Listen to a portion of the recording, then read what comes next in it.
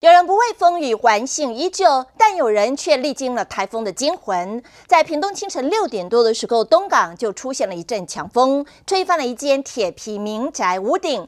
当时一家4口正在睡觉，还以为是大地震来，赶快吓醒，赶快逃命。还好没有人受伤。这间铁皮民宅被吹得体无完肤，屋顶的铁皮都掀了，只剩下木材骨架。一家4口当时正在睡梦中，还以为是大地震，全部都被吓醒。你看我们屋顶的吹走了，吹走了哈。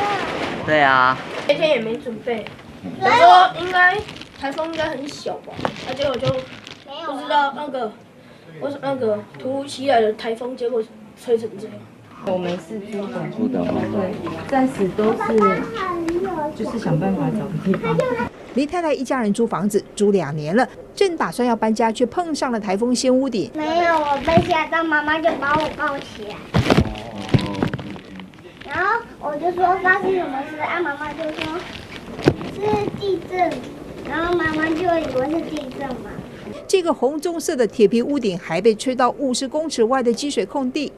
当时还擦撞了一户人家的房子，把屋主吓一大跳。对，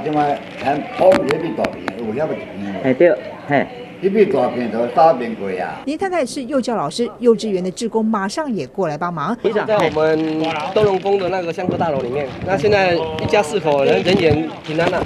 根据气象站清晨5、6点在东港地区测到最大的瞬间阵风是7到9级。台风内部有明显螺旋回波，那它的强对流造成较大的瞬间阵风。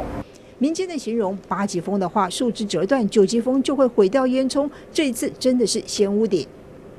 对这2兄妹来说，台风吹屋顶真的是暑假的惊魂体验。民视新闻洪明生屏东报道。